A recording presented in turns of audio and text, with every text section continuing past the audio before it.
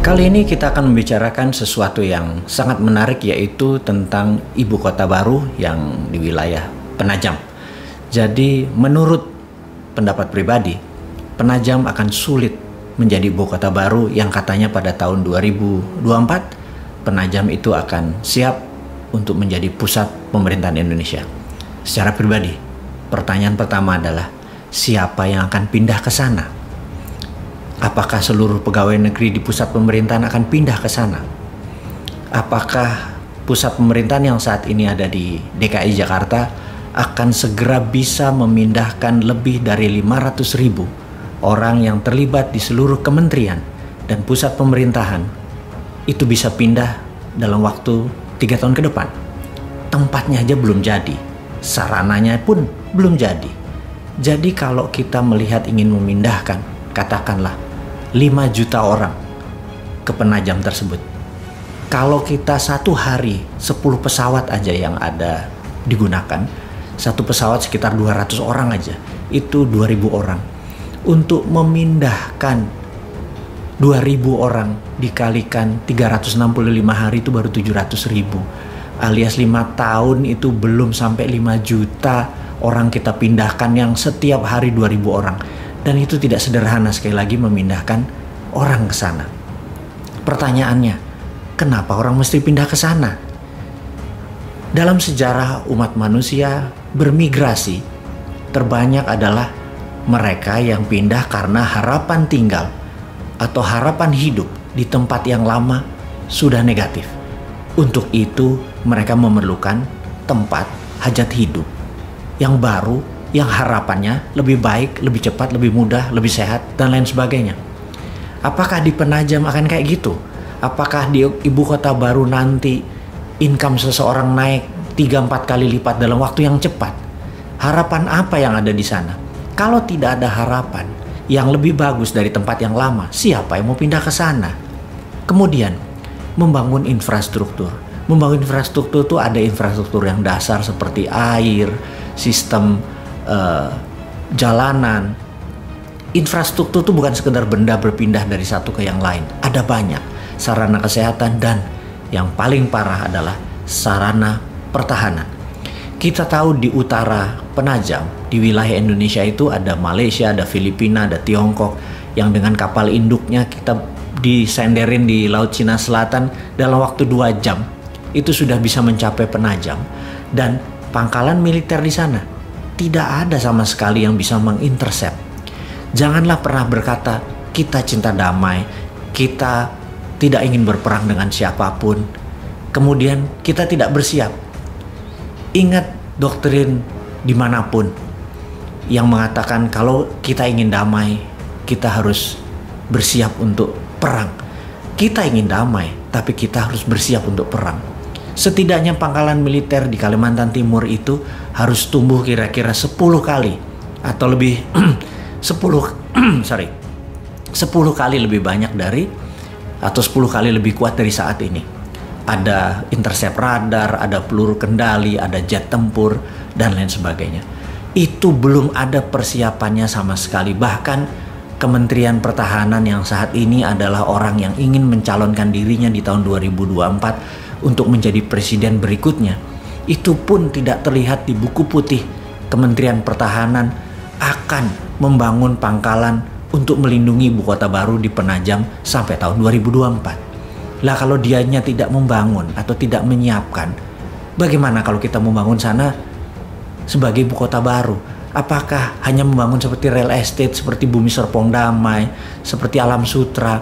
Itu pun memerlukan 20 tahun lebih baru terasa manfaatnya.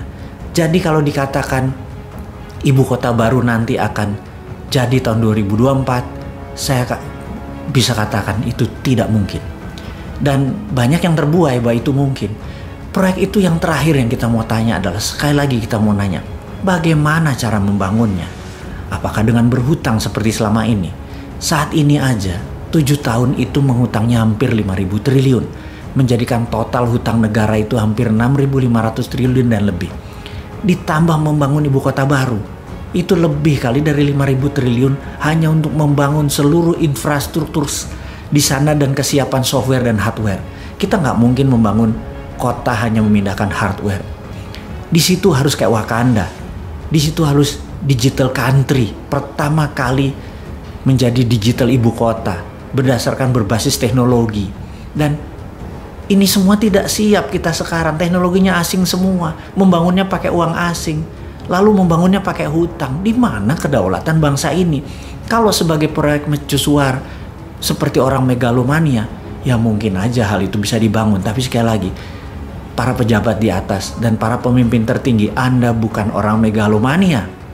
Jadi jujur aja, tunggulah masa yang tepat. Saat ini belum tepat. Jadi ada baiknya kita tunda dulu membangun, atau katakanlah tutup aja, tidak usah membangun. Kita nggak pernah kita menuduh bahwa begitu tidak dibangun, wah lo tidak komitmen. Enggak, kita mengerti.